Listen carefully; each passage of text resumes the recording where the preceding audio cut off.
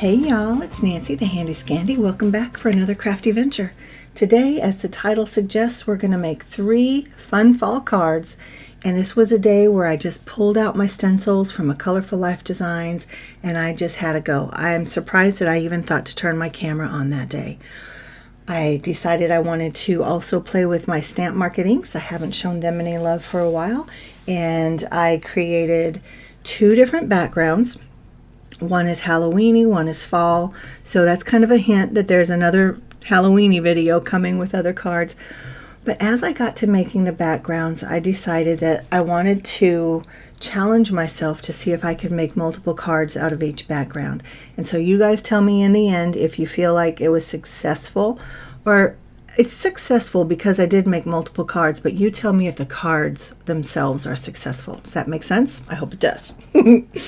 So I am using the Maple Leaf Stencil, again from a Colorful Life Designs. They will always have a special place in my heart.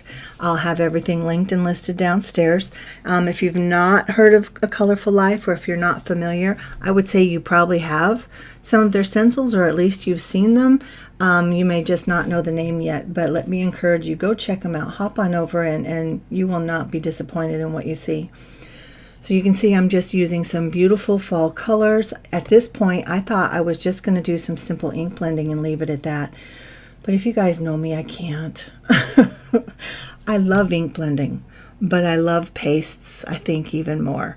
So when I do some ink blending, I like to put something shimmery, something crackly, something shiny, something over the ink blending. And so as I bring in this umber color, I'm also thinking kind of what am I going to do with this card. I hadn't decided to make it into multiple cards yet, but after I do this part actually is when I decide, yeah, I have to do more than one card with this. So you can see as I wipe off the excess ink from the stencil what this card would have looked like if I had not done the stencil or done this part and then done the it's not emboss resist, but we'll paste resist. So it's very, very pretty, and it would have been a beautiful card, but I decided that I wanted to, like I said, use this paste, and this is the Distress Crackle paste. It's an icicle. It's one that Tim Holtz came out with last Christmas, and it's really pretty, and the crackle effect is stunning, and that's actually why I decided to do this resist technique, because I really wanted to highlight the crackle, and the way to do that is to put something down in it. And that something in this case is the ink, but I did not feel like I was getting enough of the ink down in there with the simple ink blending. So I decided I'd use my finger as a brush of sorts, and I'm literally just tapping my finger in the ink and pushing it down into all the leaves to pull out that crackle. And it's beautiful. It does exactly what I was hoping the ink blending would do, but in the end, I don't care how I got there, and it's beautiful. So if you guys have not used this crackle paste, let me encourage you, do so. I want to use it this winter and do like some winter scenes, maybe some crackly windows, or like an ice skating rink or a pond or something like that. How fun would that be? So in my head, I had decided I wanted to make multiple cards, so I went in my stash and I pulled out multiple stamp sets. And again, I'll try to remember to link everything downstairs if I can find it. Some of this stuff is old and it may not still be available, but I'll try to find something similar if I can't. So here's where I figured out how I was going to break this panel down. So I have that one strip there on the right hand side. That little bitty guy up in the corner, he doesn't get used. But the strip does, and then this panel does, and then the circle, and those all become my different cards.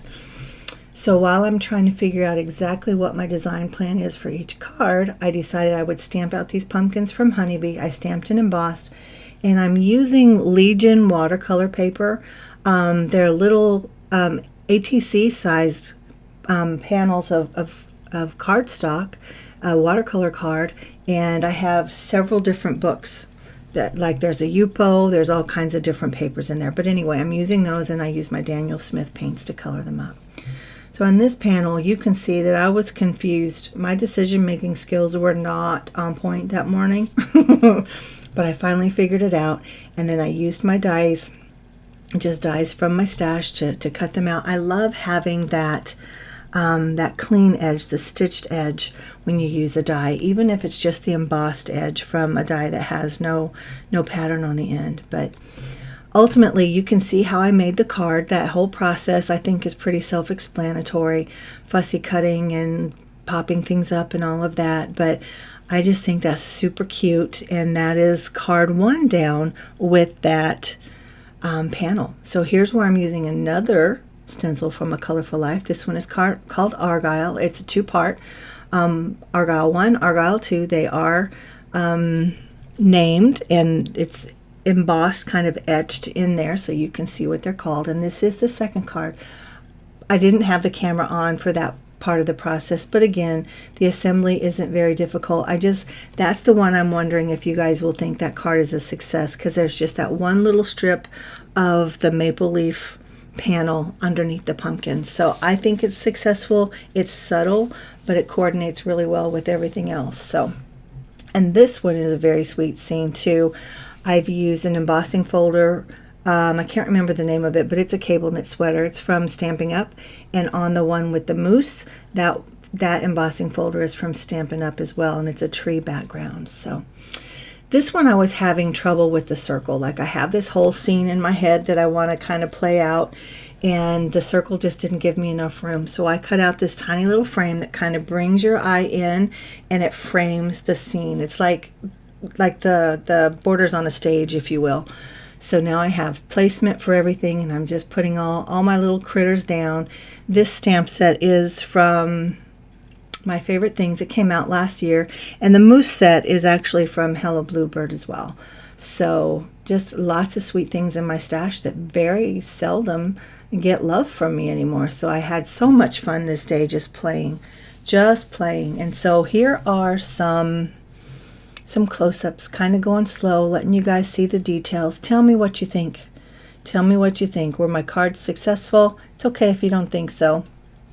I won't be offended. But I had fun, and I think ultimately that was the main thing, because when we allow crafting to become a burden instead of a joy, I think there's a problem in that.